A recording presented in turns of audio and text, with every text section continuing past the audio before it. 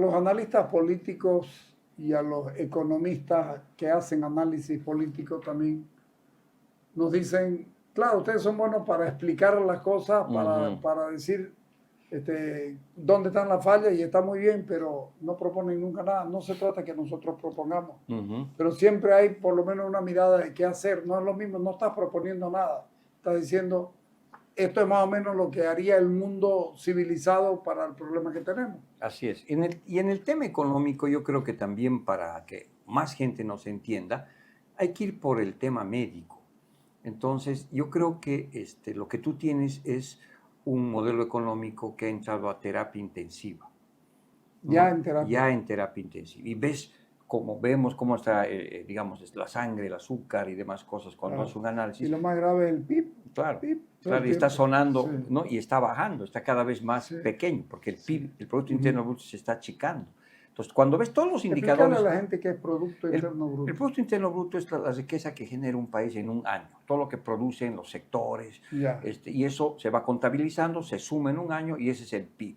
El Producto Interno Bruto, que después agarramos una tasa de crecimiento. Entonces decimos el PIB ha crecido 1% del año 2023 al anterior. Significa que has crecido en producción, digamos, una cantidad de 1 o 2%. Pero ¿por qué algunos dicen que 1,5 en Alemania o en Estados Unidos está bien, pero en Bolivia mal? Porque el tamaño de la economía, una cosa es que yo diga que voy a saltar, digamos, 50 centímetros y lo haga y todo el mundo me aplauda, pero otra cosa es que venga, digamos, un especialista en salto alto y salte 5 metros. ¿no? Claro. ¿Por qué? Porque es mucho más grande, son economías mucho más grandes. ¿no? Entonces no es verdad lo que intentan meternos, pero si ellos crecieron tanto y nosotros también, no, ¿cuál es el problema? Esas comparaciones son pues más del orden propagandístico, que al gobierno le encanta, le encuentra siempre alguna cosita, ¿no? Pero a rigor no puedes compararte pues con una economía del tamaño de Brasil, por ejemplo. ¿no? Cuando Brasil crece al 0.5%, crece 3 veces el PIB boliviano. Entonces esa es la dimensión, ¿no ves? Entonces, cuando Bolivia crece 44.000 millones... Algunos de ustedes, los economistas, decían no hagamos Mercosur porque vamos a perder en la relación de la libertad de importación y de exportación. En parte, pero porque hay que verlo también del otro lado. O sea, si tú vas a entrar a una economía de 250 millones de personas, es una cosa. Probablemente la población de Bolivia es, como en los hechos, medio San Paulo. ¿no? San Paulo tiene 20 millones de habitantes, solo la ciudad. Solo, o sea, claro, el gran San Paulo tiene 45. Exacto, entonces la mitad de la ciudad es toda la población de Bolivia, entonces imagínense ese mercado, que eso es brutal. Entonces por eso hay que entrar. Es Argentina entera, 45 millones. Claro, es Argentina entera, es muy grande, por eso Bolivia tiene que mirar al Brasil y al Asia. ¿no? San Paulo es la segunda economía de Sudamérica, primero es Brasil y después San Paulo. Yo creo que sí, sí. Entonces es gigantesco. Entonces, en ese sentido, hay que ver esos mercados. Pero volviendo a la analogía médica, si estás en terapia intensiva, ¿qué es lo primero que hace? Ahí viene la sugerencia de qué hacer. Hay que estabilizar al paciente. No hay otra manera.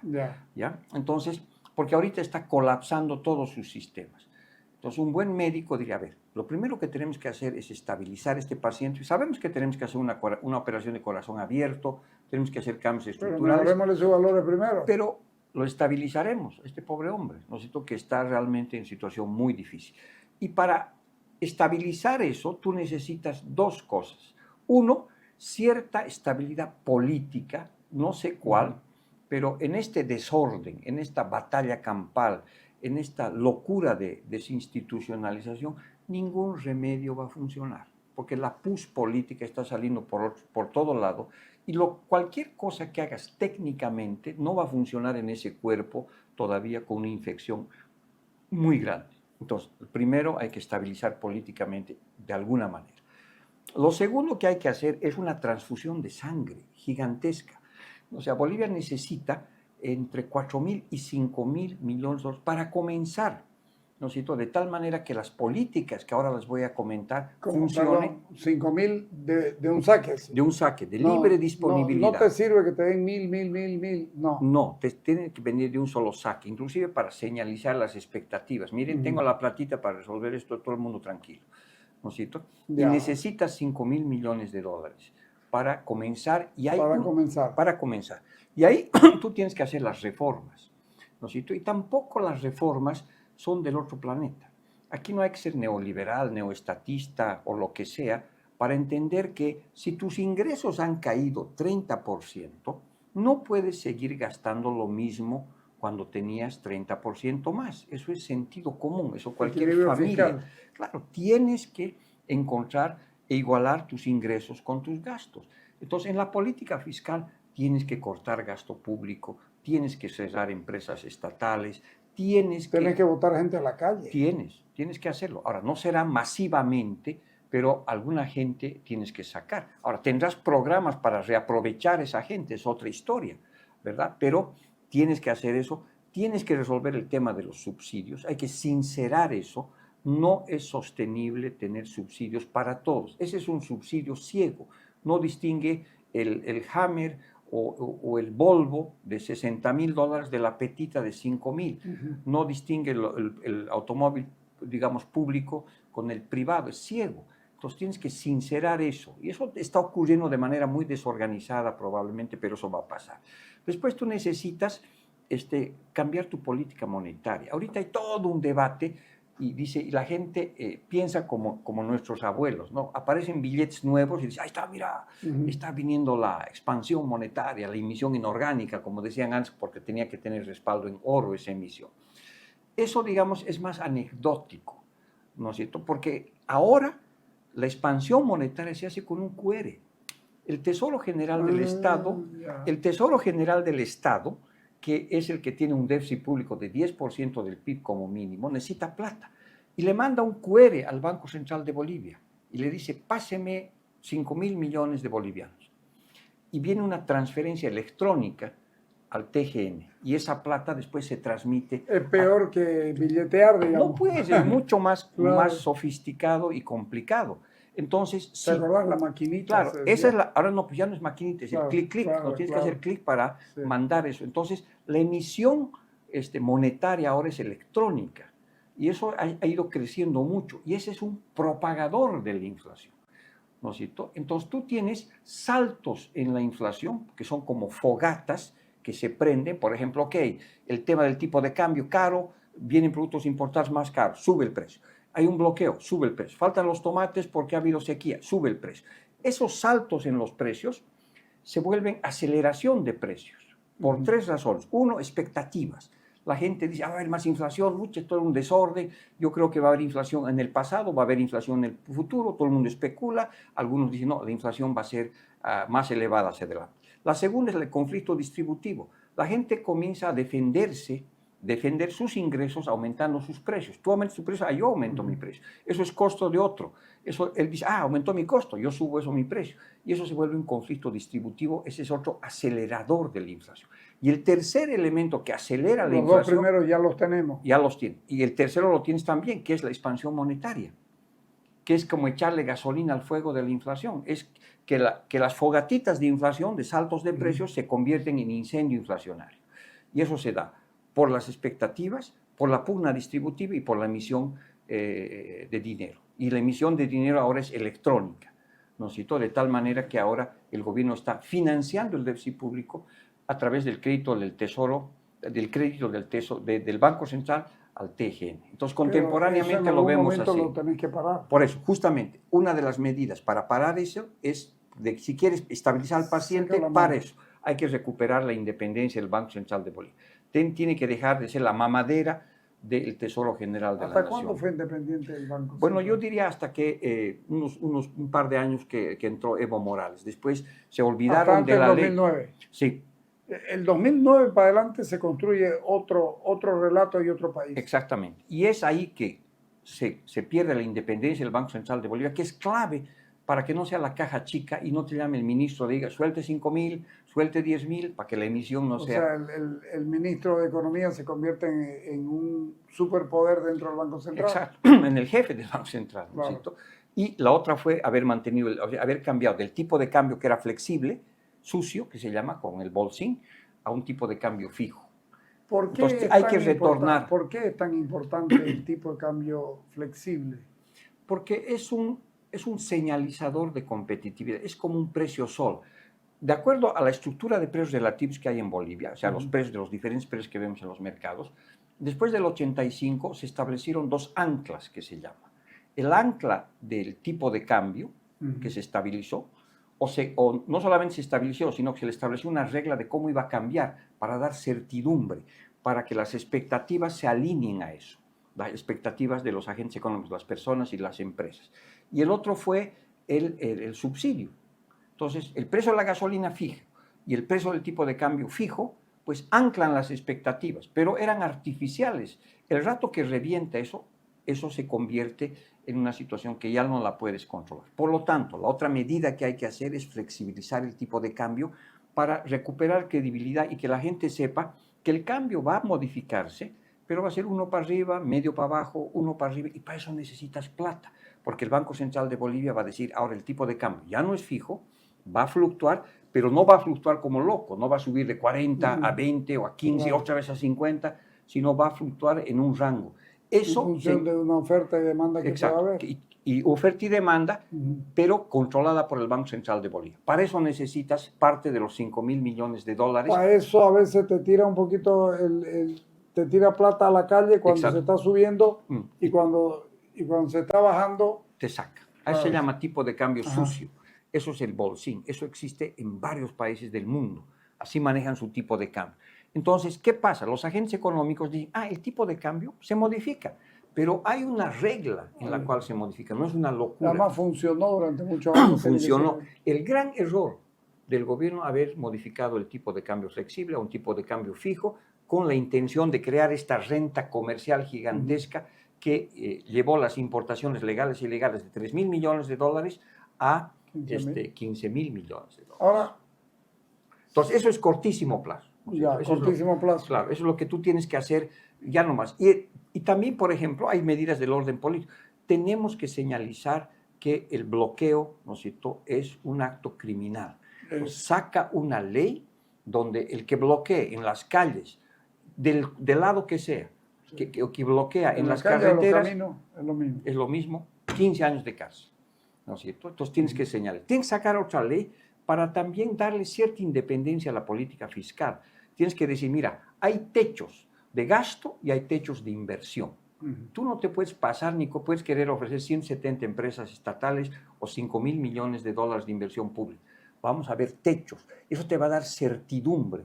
No es la casa de la suegra donde comienzas a meterle la plata como quieras. No, eso te da certidumbre. Banco Central Independiente y un Ministerio de Economía y Finanzas con una ley de techos, pues te ayuda a que la política económica sea mucho más racional y sea independiente. Entonces, cortísimo plazo son algunas de las cosas que hace. Tienes que ver el tipo de cambio, en fin.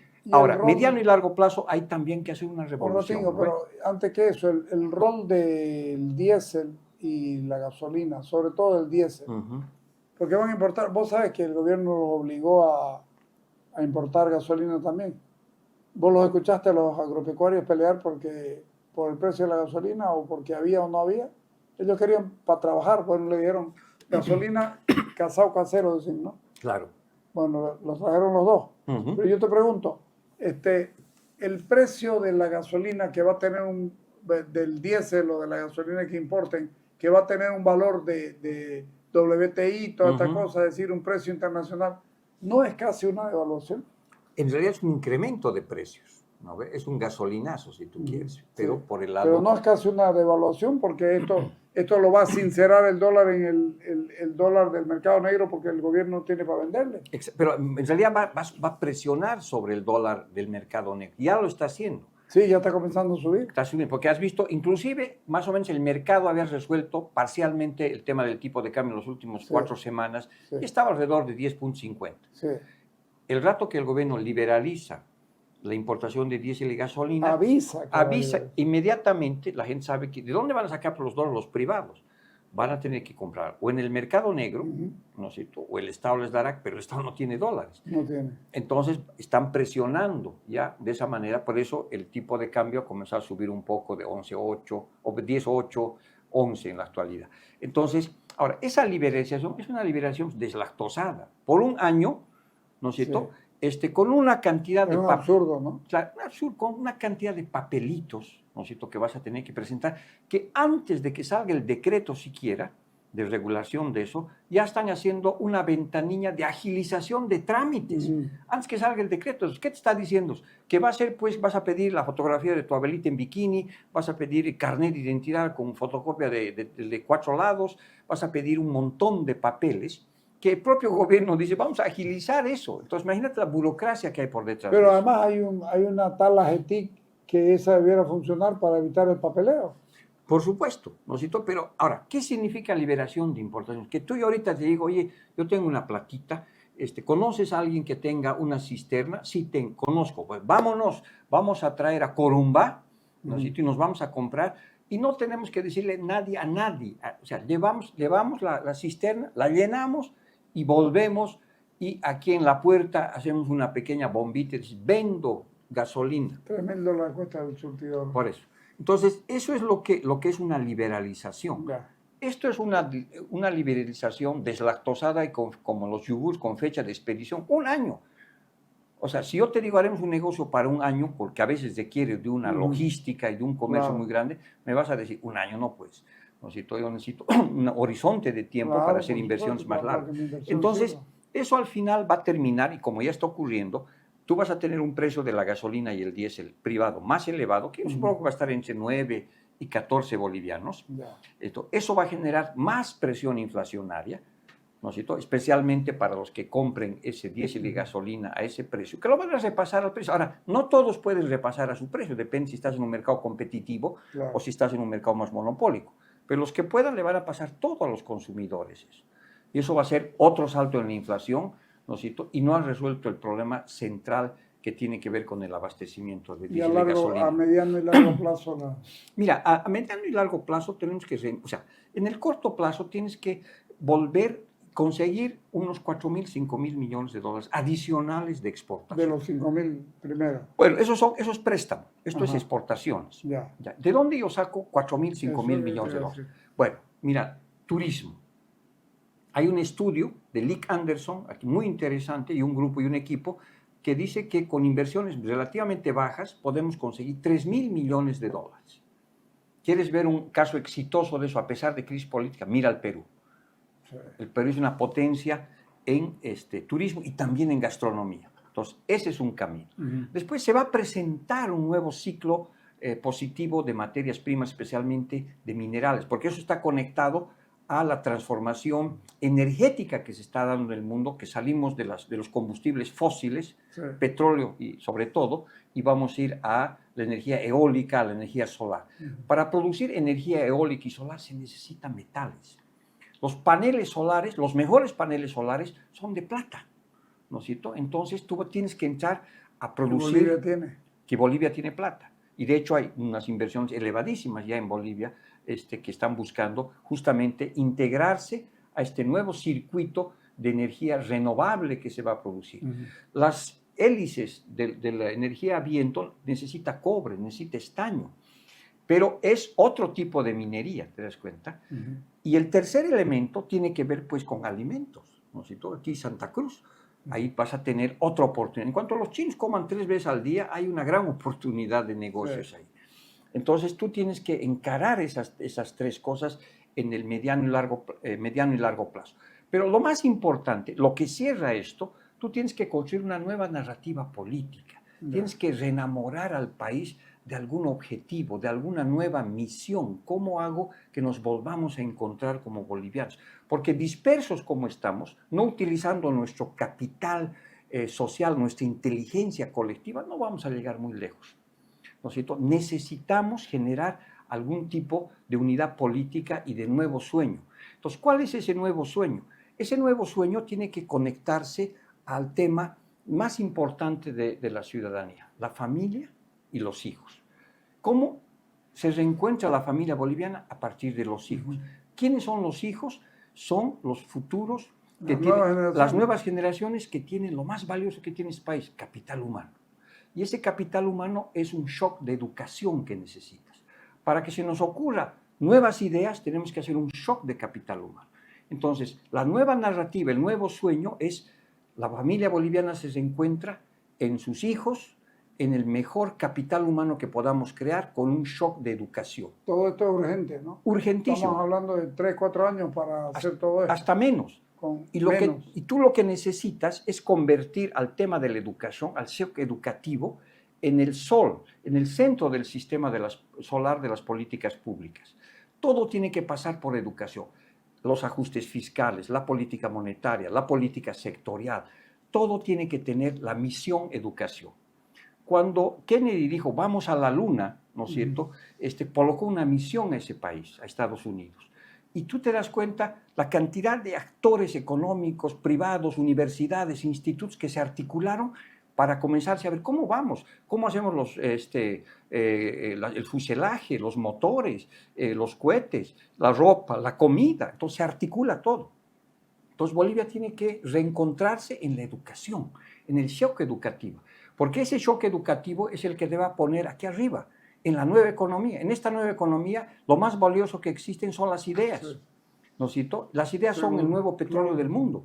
Entonces, esas ideas son las que hay que prepararlas, porque la economía va a dejar de mirar al suelo y va a comenzar a mirar aquí arriba. Ahorita estamos transmitiendo por streaming, estamos transmitiendo por un software. Entonces, lo que nosotros tenemos que hacer es enamorarnos de este nuevo país, ¿no es cierto? A través de nuestros hijos, a través de nuestra familia, a través del capital humano y a través de la educación. Este shock educativo, como te digo, tiene que articular. ¿Quieres hacer política de corto plazo? La hacemos, pero yo hago transversal el tema educativo. Universidades, empresas, sector público, sector privado, todos tienen que decir, bueno, ¿sabes qué? Lo que tenemos que hacer es un shock educativo. Y todos los días tenemos que hacer eso. Yo trasladaría al Ministerio de la Presidencia, que está metido ahí en el Palacio, y lo sacaría a cualquier otro lado y lo pongo al Ministro de Educación, para que todos los días le diga al presidente, señor, esto hemos logrado en educación. Porque es algo que hay que hacerlo rápido. Eso ya depende también de los políticos que vengan. Así es. Por eso la importancia de reconstruir el sueño, ¿no es cierto? Porque si no reconstruimos esta nueva geografía de ideas que organice la sociedad, la economía, vamos a seguir colocando parches, vamos a seguir mirando a la Pachamama en búsqueda de recursos naturales para privatizarlos o capitalizarlos, cuando el mundo está avanzando en el sol Inti, en el Internet, donde están las ideas. Sí. Cada vez más los productos ya no son simplemente productos, son ideas. Para extraer un mineral necesitas unas 20 ideas. Para esta cámara, para tu celular, para tu micrófono necesitas centenas de ideas. Entonces, los países que tengan más ideas van a poder hacer mejores productos, mejores servicios. Y esas ideas, ¿cómo las consigues? Con mejor capital humano. ¿Cómo consigues mejor capital? Con un shock educativo. Ok, te agradezco mucho. La verdad que el mes que viene vas a volver todavía a venir. Sí, vengo. Ok, sí. Nos vemos aquí. No, por supuesto. Ya. Agradecido. Gracias, muchas gracias. Chao, chao. Vamos al corte.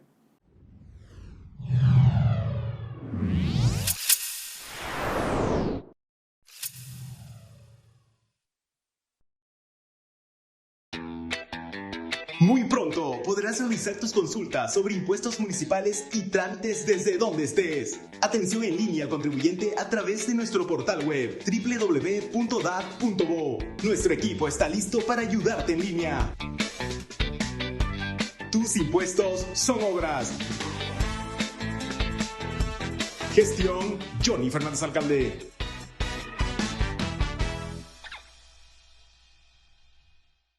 Desde la Gobernación de Santa Cruz, a través del CEDES, reafirmamos nuestro compromiso con la salud de cada cruceño.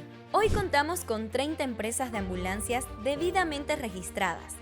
Después de casi 2 años, hemos retomado los trasplantes de órganos, devolviendo la esperanza a pacientes en listas de espera. Nuestras respuestas rápidas han brindado atención a más de 26.000 personas afectadas por incendios forestales.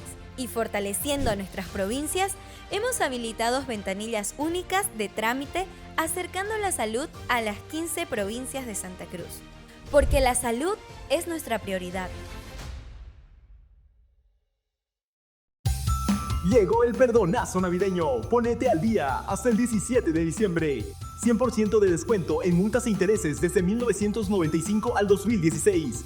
50% de descuento en impuestos municipales e impuestos a la transferencia de las gestiones 1995 a 2015. 20% de descuento en impuestos del 2016 al 2022. Aprovecha el perdonazo navideño.